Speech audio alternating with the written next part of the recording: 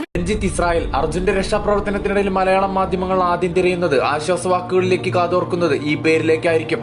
മലയാളി ചെന്ന് കയറാത്ത ഇടങ്ങളില്ലെന്ന് തീർച്ചയാണ്. ആരാണ് ഈ മനുഷ്യൻ? 33 വയസ്സുള്ള തിരുവനന്തപുരത്തുകാരൻ. ചെറുപ്പത്തിൽ തന്നെ കായിക മേഖലയിൽ താല്പര്യം കാണിച്ച അദ്ദേഹം 3 തവണ ജൂനിയർ മിസ്റ്റർ തിരുവനന്തപുരം.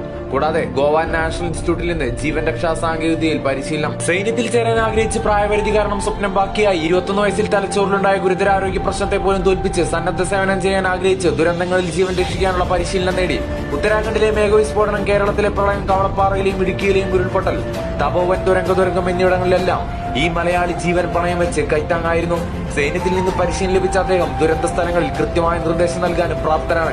ഇന്നും പല മാധ്യമങ്ങളും, പ്രധാന മാധ്യമങ്ങൾ പോലും ഈ മനുഷ്യന്റെ ജീവിതത്തെക്കുറിച്ച് റിപ്പോർട്ട് തയ്യാറാക്കിയിട്ടില്ല.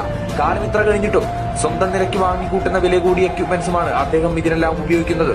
സ്വയം ചിലവിലാണ് പല ട്രെയിനിങ്ങുകളും നേടുന്നത്. എന്നിട്ടും ആരും വിളിക്കാതെ തന്നെ ദുരന്തമുഖങ്ങളിൽ അദ്ദേഹം